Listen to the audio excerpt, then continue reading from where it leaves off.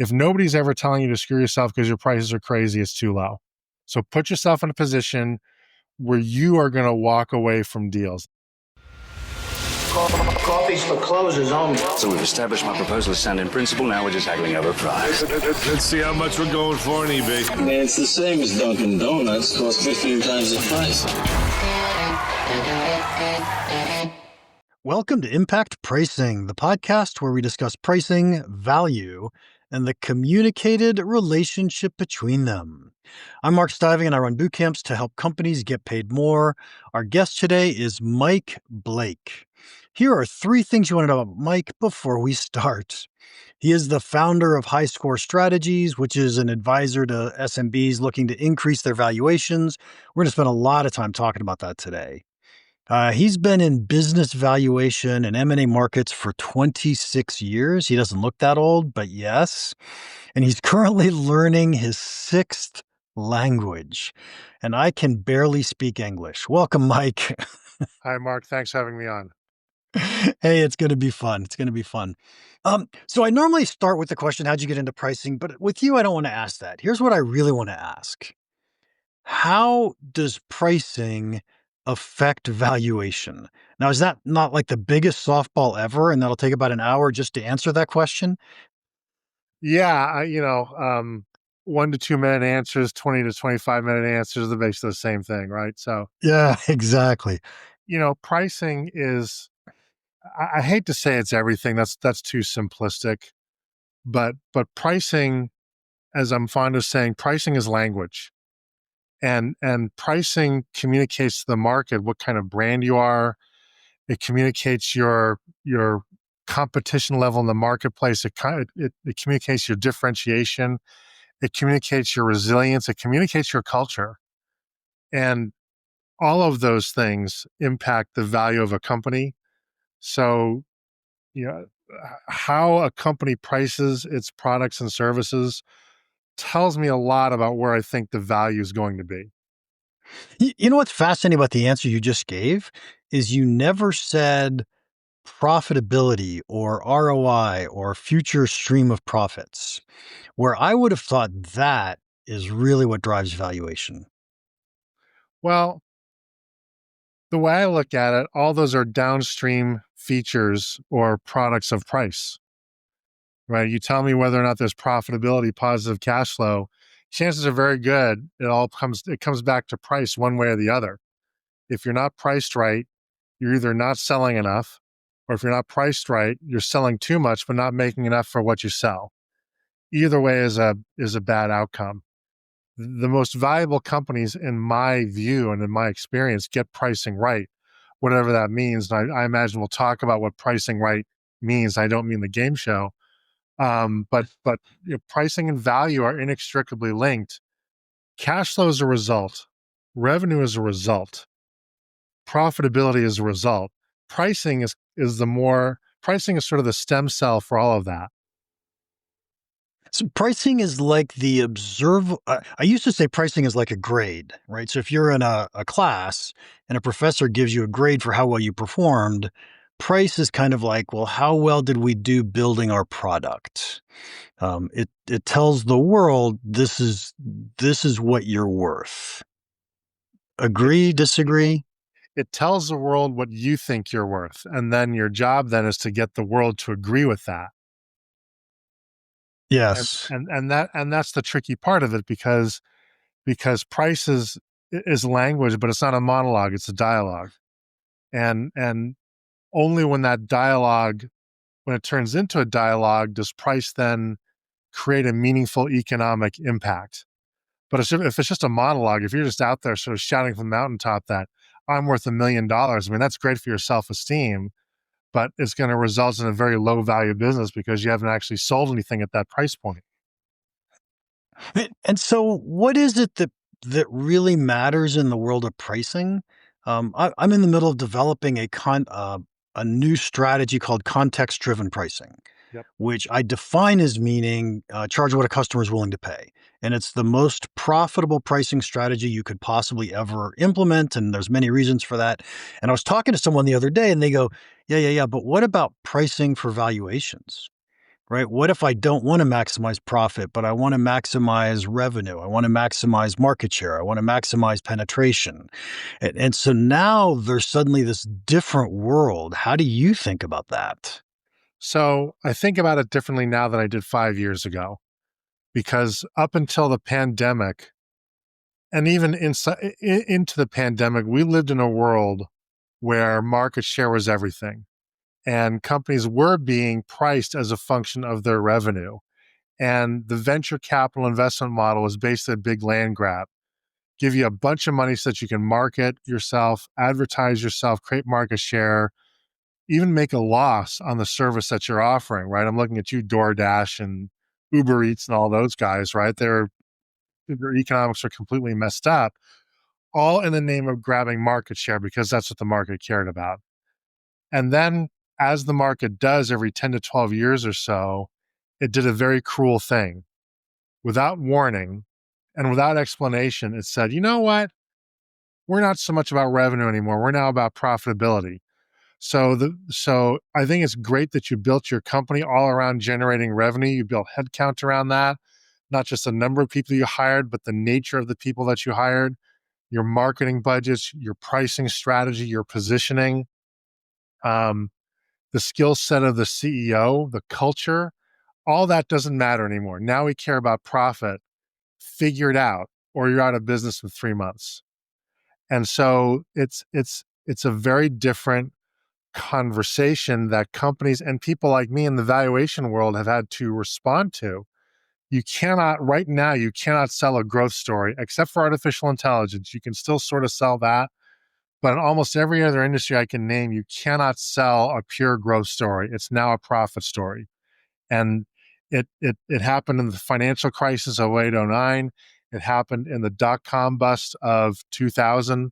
And it turned around and happened right during the pandemic. And the pendulum is still a little bit longer than it normally would be on the profit side, but it'll eventually switch back to growth because that's what it always does, but it isn't there yet. So we tend to swing back and forth between growth and profit. I remember in the late 90s, the concept was always, how many eyeballs are you getting? That's right. How many eyeballs? Yes. and That and was so that growth. was yeah, that was absolutely growth, right? It was we don't really care about that. Well, and then Amazon, right? How long did Amazon go without making a profit because they were just trying to grow the company? Years. They're trying to grow the company, and also they had a deeper strategy. Everybody thought they're about selling books and CDs. They really weren't. They were about staking a claim and they're about collecting data as much as anything else. And then using that data to make other things more profitable. And then once they created a dependency in the market, to use Amazon as their de facto primary or retail distribution channel of choice, now they're going to start selling you web services. Now they're going to start selling you media and AI platforms and video games, online video games. They're going to compete with Netflix. For them, it was always a deeper strategy. And they're at a point in time, they had a first mover advantage that allowed them to burn more cash than a lot of their competitors, and they survived and advanced. Yep, exactly, exactly. So we're going to focus then on pricing for profit for a little while. Talk to me about signaling and how is it that signaling really matters when I'm trying to convince an investor that I'm worth a ton. What signals are they looking at? How's this working? So, I want to make sure we're talking about the same thing. So when you're talking about pricing, you're talking about pricing a company for sale or pricing its securities for sale. No. So you're talking about the pricing of its product and services. Yep, Okay. exactly right. Okay. That's why I want to make sure, because I was about to not answer your question. I would have made a great politician. So I where pricing enters into the investment discussion is the following. If you're going to go into any kind of business of significance, you have to answer the question, why isn't Alphabet, why isn't Microsoft, why isn't Oracle, why isn't Walmart, why isn't Apple going to crush you like a grape? And the answer is differentiation. Where does differentiation show up? And where does a competitive moat show up? It shows up in pricing. If your business plan is we're going to be the low cost provider, sorry, that's a bad business model. That basically says, with my gumption and your millions and millions of dollars, all things are possible, except all the established companies can outspend you $10 to one. You're just never going to get there. So pricing is the ability to hold the line on price in the face of brutal, ruthless competition is an indicator that you have a value thesis that the market is accepting.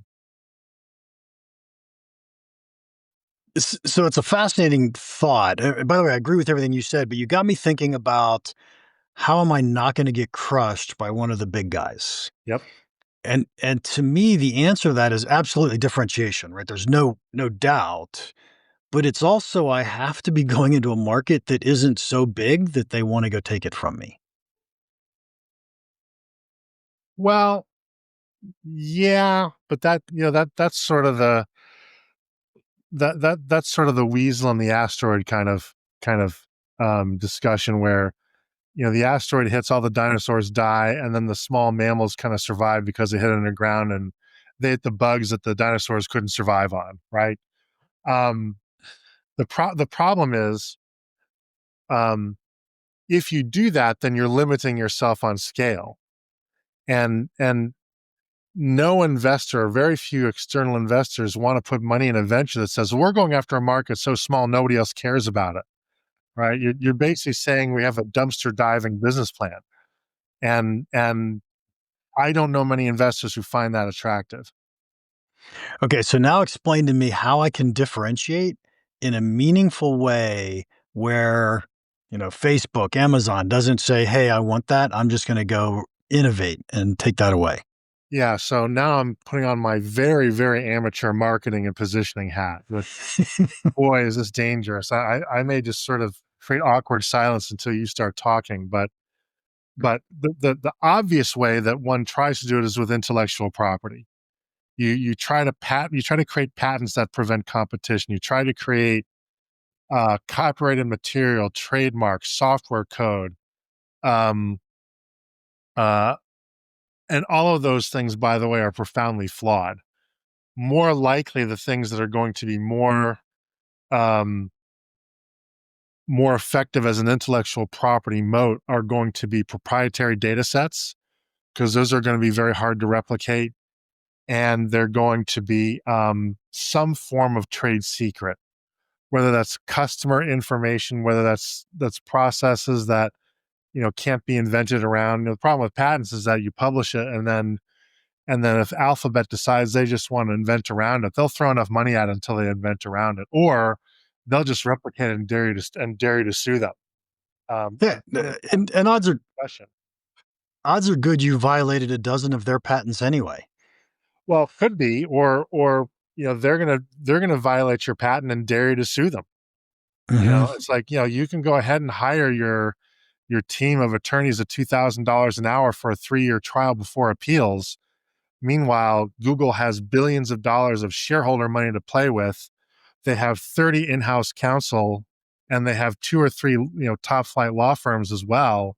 You're just not going to win that battle, right? So you've got to do something that hides you in effect from Google. You got to be in stealth mode until you become too difficult to displace, and then they decide, it's easier and faster for us just to buy you.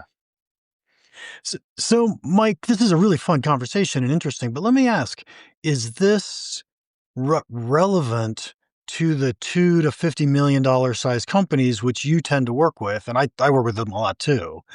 Or are we talking about the guys that are 100 million and shooting for a billion? And so is this a really relevant conversation for them? It is. In fact, I have come to hold the belief for the last 5 or 6 years or so that many sub $100 million companies are sitting on gold mines of data that they don't even realize is there. They don't know how to monetize it. They don't even know how to get their heads around it, their arms around it. And artificial intelligence can become that great equalizer. What do I mean by that? Take an accounting firm that's got $50 million of revenue. If they have that much revenue, chances are they've been in business for a half a century, which means they have done the tax returns and books and financial statement audits for thousands of clients over the years, which means they have a wealth of operational data, financial data, tax optimization data, market and economic data that they can mine, industry data, that they could use then to develop alternative revenue streams that are going to be data-based consulting. And almost any accounting firm of size will tell you where we want to go as the consulting because tax returns are a commodity and audited financial statements are a commodity. We want to be consultants, right? That's why the big four are heavily into consulting, as are the sort of second tier of national accounting firms. The problem is that most people who practice accounting are not qualified to become strategic consultants. Not that they're dumb, it's just they're different training sets. I'm not qualified to be an accountant. I'd be a danger to myself and others if I tried to practice the world of accountancy, so I don't do it. The entry point, though, the moat, the differentiator for that accounting firm that even Ernst & Young can't necessarily match is they have their own proprietary data set accumulated over 50 years that reflects the combined experience, not just of individuals, but the firm itself, that can be used to market, to inform, and ultimately to serve their clients to help them make better fact-based decisions. So give us a for instance in that world. A for instance would be, let's say I'm in the construction business, and what if in addition to the accounting firm saying, okay, it's April 15th, your tax return's done, pay us now. What if that accounting firm had some sort of artificial intelligence platform that said, this construction company, based relative to other construction companies that are our clients, has below average profitability or below average liquidity, or they've got more cash tied up in working capital than their peers. Those are consulting opportunities that are screaming to be addressed, that the accounting firm would be the first one in and say, hey, we've noticed, by the way, that, compared to our peers, you're not as profitable as most of our other clients in your space are. Is that of concern to you? Most business owners would say yes. They said, would it be interesting to you if we could apply the lessons that we're already learning from our other clients in the space and help you achieve their profitability, their level of profitability? Well, yes, I would. That I cannot think of any consulting that would be easier to sell than that. You're already in the door. You've got the trusted relationship, and you have the knowledge base that shows that makes you credible to provide that advice in the first place. Yep. Okay, Mike, can you do me a favor? Tell me what you do. Great question. So I am in the business of appraising closely held businesses, derivatives, and intellectual property assets. So that usually occurs in the context of a transaction. A company would like to be sold, and they hire me because they'd like to know what a market price ought to be. Or I have many clients that buy businesses. They hire me to help them determine an appropriate price for the business that they'd like to acquire. I'm often brought in to help with exiting a shareholder. A shareholder is retiring, they're quitting, whatever the reason is, and they need somebody to help them figure out what is the buyout price going to be. I'm also doing, as I mentioned, a lot of work in the intellectual property space. So one thing I do a lot of is valuation of software code. A company says, we just like to buy the software code from this other company. What should we pay for that? Or we're going to move this software code from one company to a related company. what is a fair price to make sure that the shareholders of company A are made whole.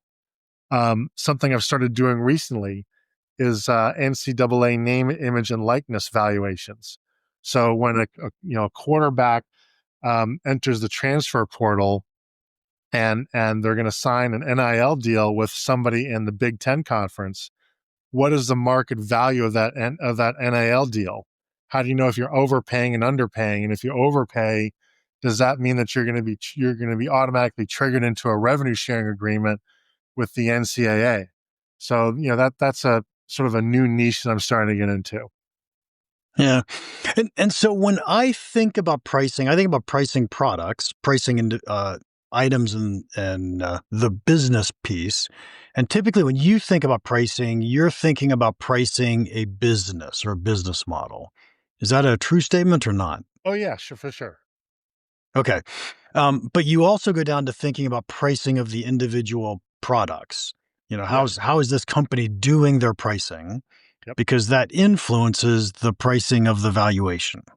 Yeah, I cannot possibly say something intelligent about the value of a business if I don't understand their business model. And there's no such thing as a complete business model without a pricing discussion. Nice. And so I'm gonna say something really stupid. I run into businesses all the time that don't seem to understand their own business model. Yeah, I do too, which creates consulting opportunities, right? They really don't, because a lot of businesses get started by accident. Somebody gets laid off or they have a life transition, but they discover that they have clients that want to hire them, and they're sort of surprised by that. And so, okay, I'll let you pay me, and they keep doing it because they keep growing it. They've probably left millions of dollars of money on the table over the years, but they don't realize it. They don't, or they mistake lack of profitability for quote unquote reinvesting profits, when in fact it really just means they haven't priced their products well enough, or they've made a lot of bad decisions that haven't panned out, but they rationalize that away as reinvesting in the business, as opposed to confronting the fact that their business really isn't very financially successful. Yes. And uh, so the way I think about pricing of products, it's always how does a customer value what you do?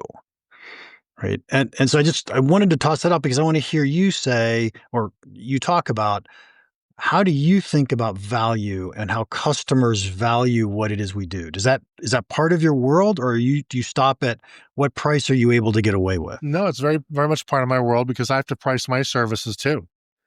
And I read a lot about a concept with which I'm sure you're familiar, called value-based pricing, right? Which is decoupling your price from effort, and rather framing a price in terms of the value created. And it sounds very easy.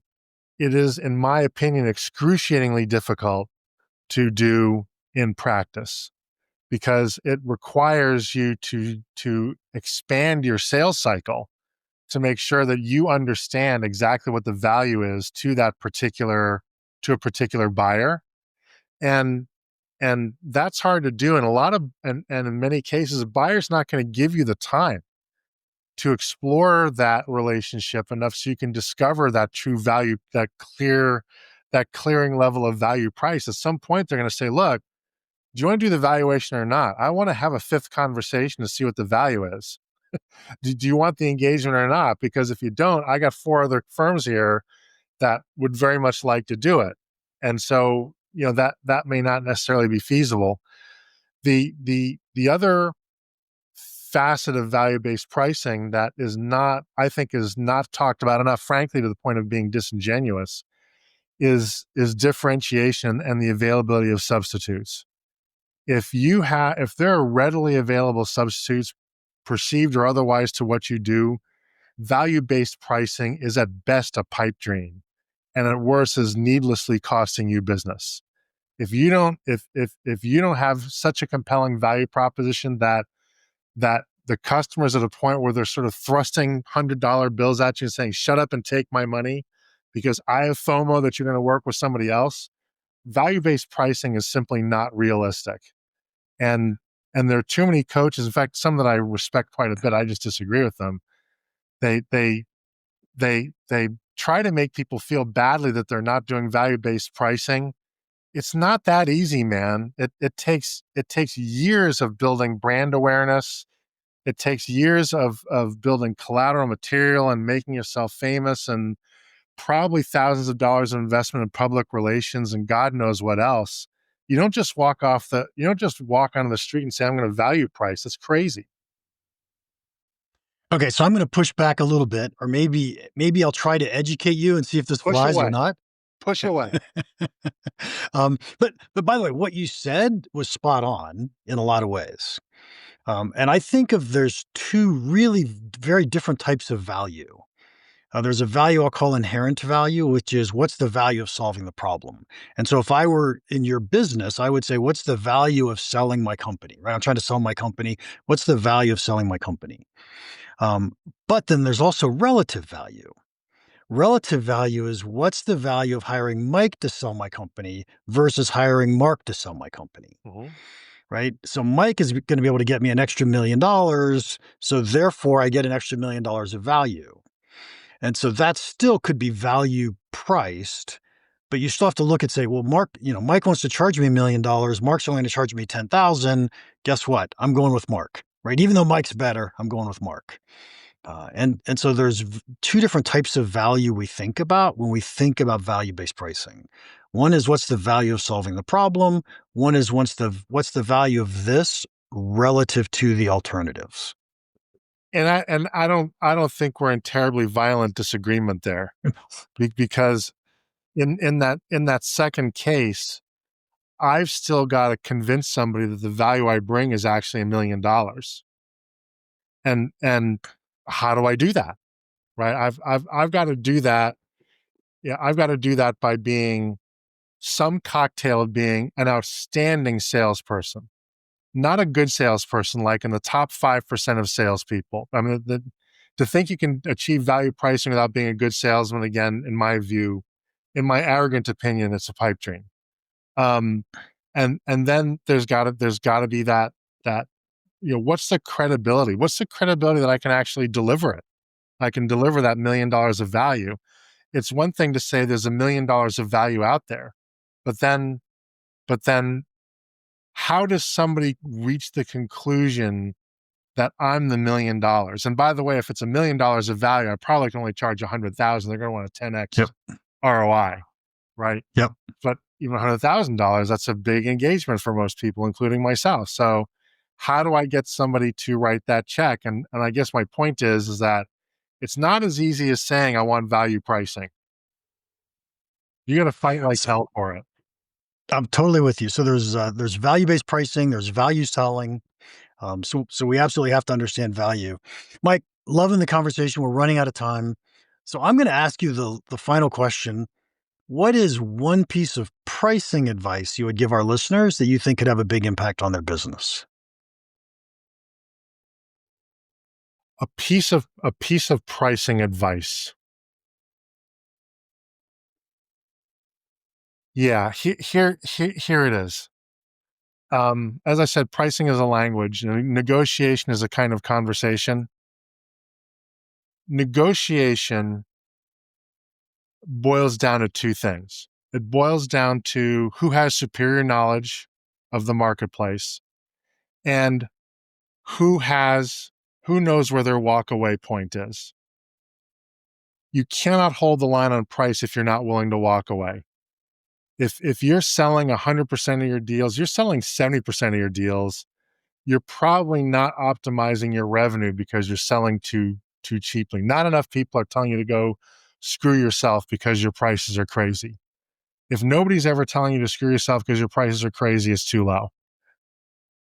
So put yourself in a position where you are going to walk away from deals. And if you're not ready to walk away yet, you don't have the pricing leverage. So make your objective, put yourself in a position to be able to walk away.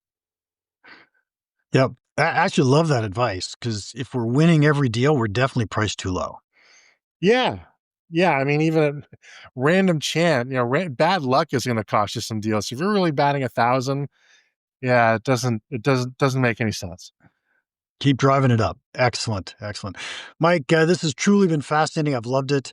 If anybody wants to contact you, how can they do that? I'm not hard to find. Do a search for @Blakeable on almost every social media you can think of. Your Business Value is my YouTube channel, and mblake@highscorestrategies.com is my email address. Excellent. Thank you. And to our listeners, thank you for your time. If you enjoyed this, would you please leave us a rating and a review? And if you have any questions or comments about the podcast, or if you want to get paid more for the value you deliver, email me, mark@impactpricing.com. Now, go make an impact.